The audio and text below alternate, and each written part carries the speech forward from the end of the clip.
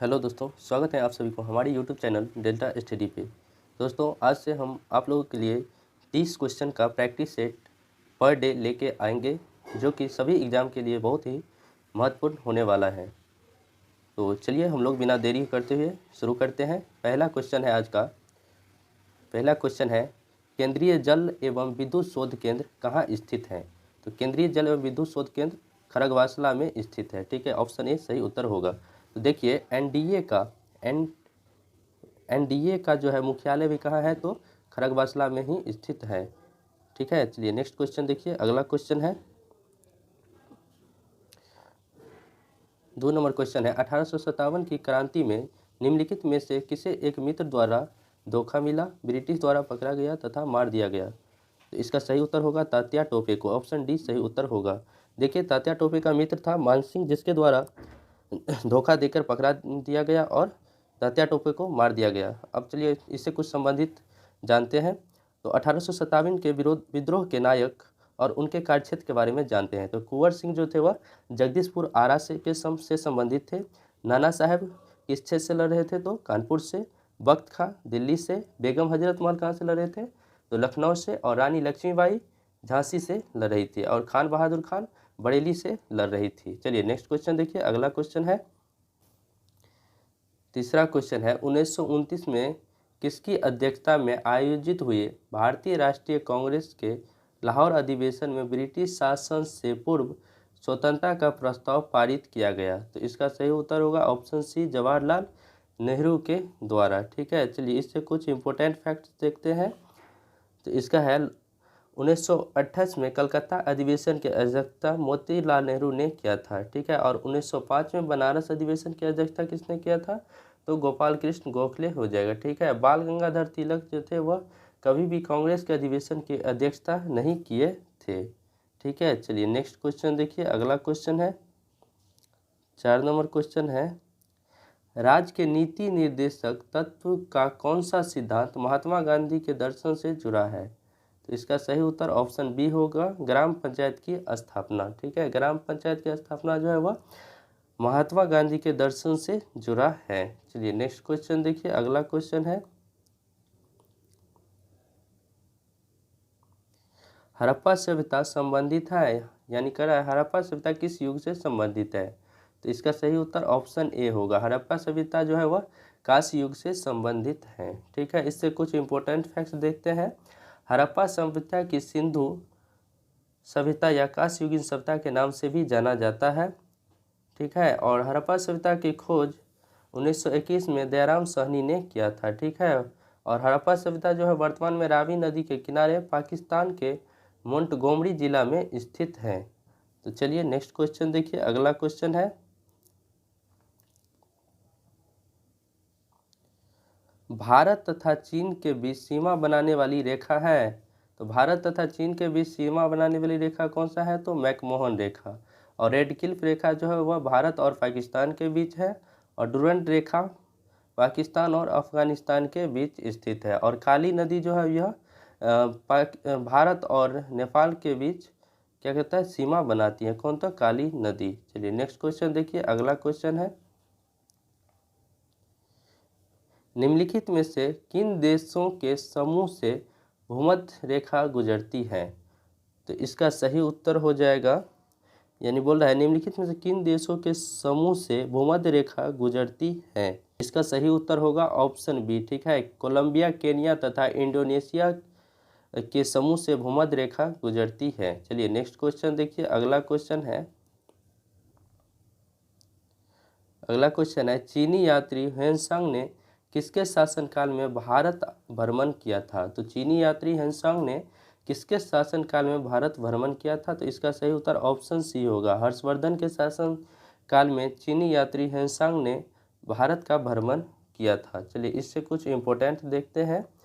तो चीनी यात्री ह्वेनसांग ने 629 ईस्वी में भारत का 629 ईसा पूर्व में भारत का यात्रा पर आया था। वे लगभग 15 वर्षों तक भारत में रहा। नालंदा विश्वविद्यालय में बौद्ध धर्म से संबंधित शिक्षा प्राप्त किया और शिक्षक के रूप में भी ह्वेनसांग ने काम किया था। ठीक है, और देखते हैं और हैंसांग का यात्रा वृत्तांत है CU की में वर्णित है।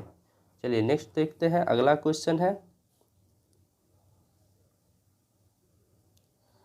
संपूर्ण क्रांति का आह्वान किसके द्वारा किया गया था। तो संपूर्ण क्रांति का आह्वान जो है वह जयप्रकाश नारायण के द्वारा किया गया था। ठीक है, संपूर्ण क्रांति का आह्वान जयप्रकाश नारायण के द्वारा किया गया था। ठीक है, और इससे इम्पोर्टेंट फैक्ट्स देखते हैं। तो पटना के ऐतिहासिक गांधी मैदान में जयप्रकाश नारायण ने संपूर्ण क्रांति का आह्वान किया था। कब? तो 1779 ईस्वी में। इन्होंने 1950 में सर्वोदय योजना भी प्रारंभ किया था। जयप्रकाश नारायण ने क्या किया था? सर्वोदय योजना भी प्रारंभ किया था। ठीक है, चलिए नेक्स्ट क्वेश्चन देखिए, अगला क्वेश्चन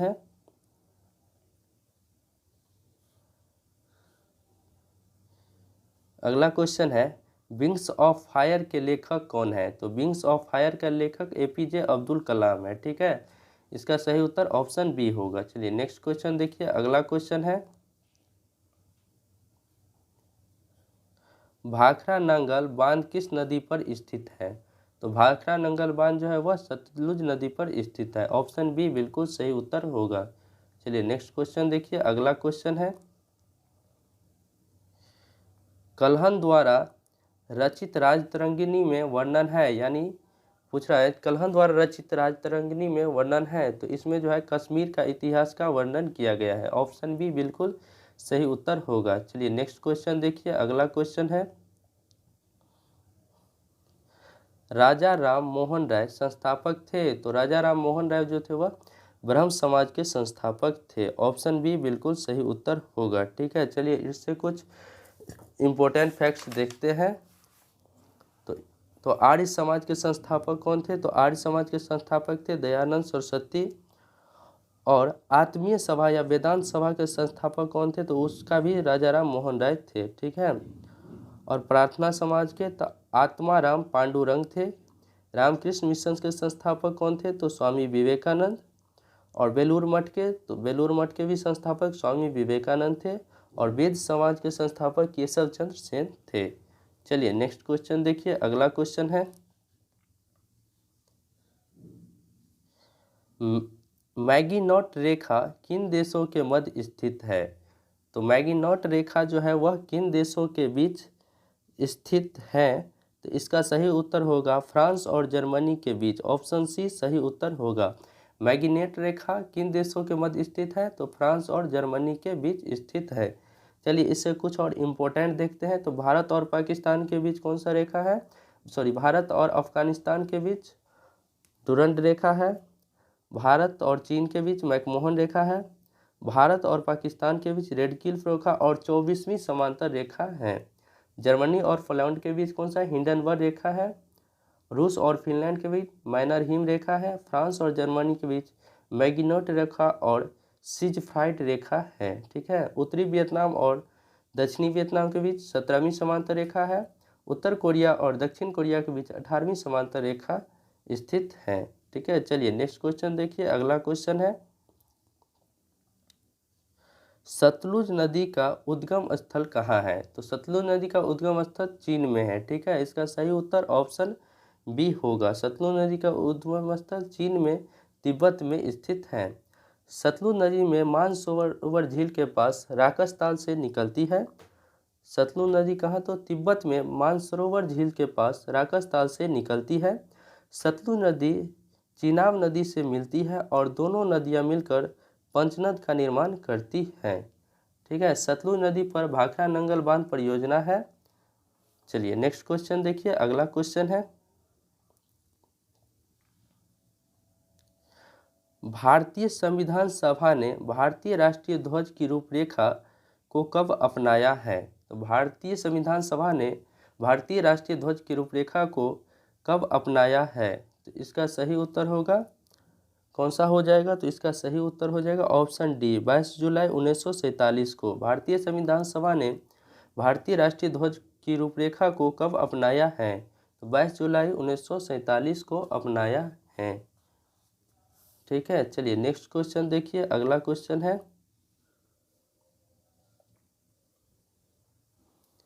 भारतीय राष्ट्रीय गान पहली बार कब गाया गया। तो भारतीय राष्ट्रीय गान पहली बार 1911 ईस्वी में गाया गया था। ठीक है, इसका सही उत्तर ऑप्शन बी हो जाएगा। 1911 में भारतीय राष्ट्रीय गान पहली बार गाया गया था। 17 दिसंबर 1911 को कोलकाता अधिवेशन में पहली बार भारत का राष्ट्रीय गान जन गण मन गाया गया था। ठीक है, चलिए नेक्स्ट क्वेश्चन देखिए। अगला क्वेश्चन है, भारत में श्वेत क्रांति के जनक किसे कहे जाते हैं? तो भारत में श्वेत क्रांति के जनक डॉक्टर बी कुरियन को कहा जाता है। ऑप्शन ए बिल्कुल सही उत्तर होगा। चलिए नेक्स्ट क्वेश्चन देखिए। अगला क्वेश्चन है, भारत का राष्ट्रीय फल कौन सा है? तो दोस्तों इसका उत्तर आप लोगों को बताना है कमेंट बॉक्स में। ठीक है, वीडियो कैसा लगता है आपको कमेंट में ये भी बताना है, और अच्छा लगता है तो वीडियो को लाइक जरूर करें, दोस्तों को साथ शेयर जरूर करें। ठीक है, चलिए नेक्स्ट क्वेश्चन देखिए। अगला क्वेश्चन है, दुनिया का सबसे नवीनतम यानी दुनिया का नवीनतम देश कौन सा है? तो दुनिया का नवीनतम देश दक्षिण सूडान गणतंत्र है। ऑप्शन ए बिल्कुल सही उत्तर होगा। चलिए नेक्स्ट क्वेश्चन देखिए। अगला क्वेश्चन है, न्यूनतम साक्षरता वाला प्रदेश कौन सा है? तो न्यूनतम साक्षरता वाला प्रदेश बिहार है। ठीक है दोस्तों, ऑप्शन सी बिल्कुल सही उत्तर होगा। चलिए अगला क्वेश्चन देखिए, और इससे चलिए इस क्वेश्चन से कुछ इम्पोर्टेंट फैक्ट्स देख लेते हैं। तो 2011 के जनगणना के अनुसार बिहार का साक्षरता दर जो है 63.82% है, और सबसे उच्च साक्षरता दर केरल राज्य की है। कितना? तो 93.91% है। बिहार सर्वाधिक जन घनत्व वाला राज्य है, 1106 व्यक्ति प्रति वर्ग किलोमीटर है। ठीक है, और न्यूनतम घनत्व वाला राज्य अरुणाचल प्रदेश है, 17 व्यक्ति प्रति वर्ग किलोमीटर। चलिए नेक्स्ट क्वेश्चन देखते हैं। अगला क्वेश्चन है आपका, सम्राट अशोक जिसने 40 वर्षों तक भारत में राज किया, उसकी राजधानी की राजधानी उस समय का नाम था, यानी 40 वर्षों तक जब सम्राट अशोक ने राज किया तो उस समय उसकी राजधानी का नाम क्या थी था? तो उसकी राजधानी का नाम था पाटलिपुत्र। ऑप्शन सी बिल्कुल सही उत्तर होगा। ठीक है, और इससे इम्पोर्टेंट फैक्ट देखते हैं। तो महाराजा अशोक मौर्य वंश से संबंधित थे, और मौर्य वंश की स्थापना चंद्रगुप्त मौर्य ने की थी। चंद्रगुप्त मौर्य का पुत्र बिंदुसार था, तथा बिंदुसार का पुत्र अशोक था। अशोक ने 269 ईसा पूर्व में मगध के राज सिंहासन पर बैठा। सारनाथ स्तंभ का निर्माण अशोक ने करवाया था। ठीक है, चलिए नेक्स्ट क्वेश्चन देखिए। अगला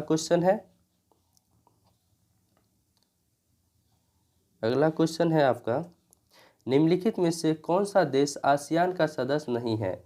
तो देखिए आसियान का सदस्य जो है वह बांग्लादेश नहीं है, वियतनाम है, ब्रुनेई दारुसलाम है, और म्यांमार भी है। ठीक है, तो ऑप्शन सी बिल्कुल सही उत्तर होगा इस प्रश्न का। चलिए नेक्स्ट क्वेश्चन देखिए। अगला क्वेश्चन है, उस राज्य का नाम बताएं जहां से भारत का प्रथम राष्ट्रपति चुना गया था। तो दोस्तों वह बिहार से हो जाएगा। डॉक्टर राजेंद्र प्रसाद था प्रथम राष्ट्रपति जिन्होंने बिहार से चुना गया था। चलिए इससे कुछ और इम्पोर्टेंट फैक्ट्स देखते हैं। तो डॉक्टर राजेंद्र प्रसाद को भारत का प्रथम राष्ट्रपति चुना गया था, ये तो आप लोग को मालूम होगा। सदाकत आश्रम की स्थापना मजरूल हक ने किया था। ठीक है, और महाप्रयाण घाट किसका है? डॉक्टर राजेंद्र प्रसाद का समाधि स्थल है। ठीक है, और डॉक्टर राजेंद्र प्रसाद को अजातशत्रु या देशरत्न के नाम से भी जाना जाता है। चलिए नेक्स्ट क्वेश्चन देखिए। अगला क्वेश्चन है, सिखों के 10वें गुरु गोविंद सिंह जी का जन्म कहाँ हुआ था? तो दोस्तों इसका सही उत्तर ऑप्शन सी हो जाएगा। सिखों का 10वें गुरु गोविंद सिंह जी का जन्म पटना में हुआ था। इससे कुछ इम्पोर्टेंट फैक्ट्स देखते हैं। ठीक है, इन्होंने खालसा पंथ पाहुल प्रणाली का शुरुआत किया था। इन्होंने अपने आप को सच्चा बादशाह या पादशाह कहा था। इसकी हत्या 8 अक्टूबर 1708 में नादेर में गुल खान नामक पठान ने कर दिया था। ठीक है, चलिए नेक्स्ट क्वेश्चन देखिए। अगला क्वेश्चन है, 1946 में गठित अंतरिम सरकार में डॉक्टर राजेंद्र प्रसाद किस विभाग के मंत्री थे? तो इसका सही उत्तर हो जाएगा ऑप्शन सी, खाद्य एवं कृषि विभाग के मंत्री थे डॉक्टर राजेंद्र प्रसाद। अंतरिम सरकार के कुछ और इम्पोर्टेंट मंत्रालय का देख लेते हैं। तो रेल मंत्री कौन था? तो रेल मंत्री था अरुणा आसफ अली। और रक्षा मंत्री के पद पर था बलदेव सिंह। गृह सूचना प्रसारण मंत्री था सरदार वल्लभ भाई पटेल। उद्योग और आपूर्ति मंत्री कौन था? तो जॉन मथाई था। और श्रम मंत्री जगजीवन राम था। चलिए नेक्स्ट क्वेश्चन देखिए। अगला क्वेश्चन है, अगला क्वेश्चन, निम्नलिखित में से कौन सा आयोग सर्वप्रथम भारत के संविधान की किसी धारा के अंतर्गत किसी निश्चित प्रावधान के अनुपालन में स्थापित किया गया? तो इसका सही उत्तर होगा ऑप्शन सी, चुनाव आयोग। ठीक है दोस्तों, इसका सही उत्तर चुनाव आयोग हो जाएगा। चलिए नेक्स्ट क्वेश्चन देखिए। अगला क्वेश्चन है, ओलंपिक खेलों में किस खेल के लिए बैल बारकर कप प्रदान किया जाता है? तो इसका सही उत्तर ऑप्शन बी होगा, मुक्केबाजी के लिए जो है बैल बारकर कप प्रदान किया जाता है। चलिए नेक्स्ट क्वेश्चन देखिए। अगला क्वेश्चन है, अगला क्वेश्चन है, प्राचीन नगर तक्षशिला निम्नलिखित में से किनके बीच स्थित है? तो तक्षशिला जो है वह सिंधु और झेलम के बीच स्थित है। ऑप्शन ए बिल्कुल सही उत्तर होगा। चलिए नेक्स्ट क्वेश्चन देखिए। अगला क्वेश्चन है आपका, निम्नलिखित में से कौन सा विद्रोह बंकिम चंद्र चटर्जी के उपन्यास आनंद मठ से प्रसिद्ध हुआ है? तो इसका सही उत्तर ऑप्शन डी होगा, सन्यासी विद्रोह जो है इसका सही उत्तर होगा। चलिए इसी के साथ यह वीडियो एंड होता है। और यह वीडियो आप लोगों को कैसा लगा कमेंट सेक्शन में ज़रूर बताइएगा। और इसी तरह के वीडियो देखने के लिए हमारे चैनल को शेयर, सब्सक्राइब, लाइक ज़रूर कीजिएगा। Thanks for watching.